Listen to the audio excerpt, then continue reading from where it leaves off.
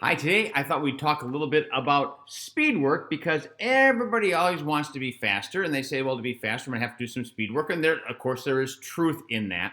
I will start up front by saying that, as I've said before, there are very, very many things in running where different definitions mean different things to different people. So I'm going to go through and say some things about speed work that might conflict with other things that you've heard. Doesn't mean that I'm right, they're wrong, I'm wrong, they're right. It's that there are different things. But let's talk about speed work because everybody always wants to be a little bit faster. So typically what happens is anytime somebody's doing what I'll call track work, they're actually usually not doing speed work. And people go, wait a minute, I go to the track and do this work and I'm definitely faster. Chances are you might be a little bit faster. But chances are you aren't so much faster as you've got more endurance. You can hold a pace for longer, but you're not necessarily faster, if that makes any sense at all. But let's get into it and see if it makes more sense. So let's say that your half marathon time is 1:59. So if your half marathon was 1:59, if you're doing 400 meters at the track, typically those are VO2 max intervals. I'd expect you to do those in about 2 minutes or at about an 8-minute pace. But if you're doing true speed work, also called reps many times, I'd expect that to be in about 1 minute and 50 seconds or a 7:22 pace. So you can see the speed work is significantly faster than it is for the VO2 max work. But usually when we're going to the track, we're doing the VO2 max work. So what's the difference? So your VO2 max workouts are designed to improve what's known as your aerobic power or your oxygen consumption, hence VO2 max. It's how much oxygen you're able to utilize at one time because your muscles want to be able to use more and more oxygen because oxygen is great for burning fuel and all other things. So VO2 max is looking for a physiological change. It's trying to physiologically change how your body adapts to that stress so that you can take in more oxygen and get it pumping those muscles and use it quickly. And VO2 max intervals are important. I'm certainly not saying that they're not. How important are they? Depends upon the distance of the race that you're training for, but in everything from the 5K up to the marathon, you're probably going to be doing some level of VO2 max intervals.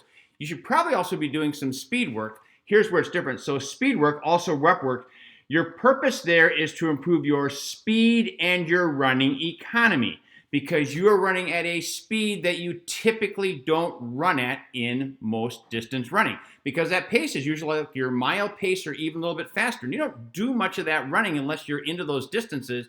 You hardly ever get there. And the running economy, underlying that because that's a big, big part of it, is improving your running economy. That's trying to improve your efficiency or your gas mileage, if you will, so that you can get more bang for your buck with the oxygen. So when you're running speed work, you always want to think about running smooth, strong, and controlled. In other words, running form really counts. We generally will run better from a form standpoint when running faster because they're very short. You have a time to think about it, to make sure that you're running tall and that your hips are forward, that you're driving all the things you've ever read about running form.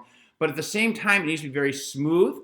You need to be in control of that. You need to feel strong with that. If you feel like you are forcing it to hit the paces, then you are negating one of the benefits of speed work and improving your running economy because it should never feel forced. You have to let that pace come to you. You're better off to be running a little bit slower and feel like you're really in control of that. And that's a difficult balance. All I can tell you, if you ever hit it and you're running smooth, strong, controlled, you will feel that. So if it doesn't make sense, just keep going after it. It should not feel like you have to force it and push it. You're letting it come to you.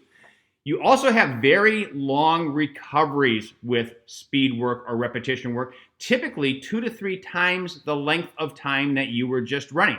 And that's because speed work is not physiological. We are not trying to get your body to adapt from a physiological standpoint as we are with aerobic running or threshold running or the VO2 max.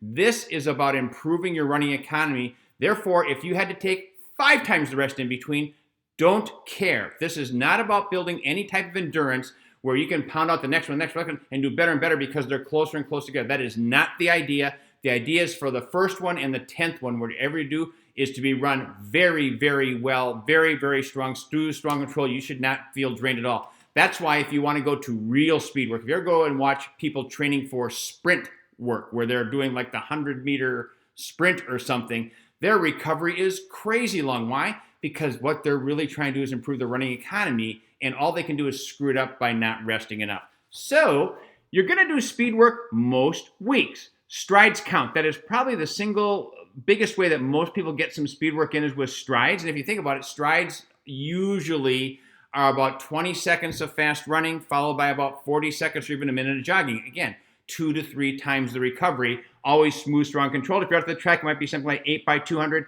maybe 400. Generally speaking, you're not going to do rep or speed work longer than 2 minutes. It's usually going to be even shorter than that.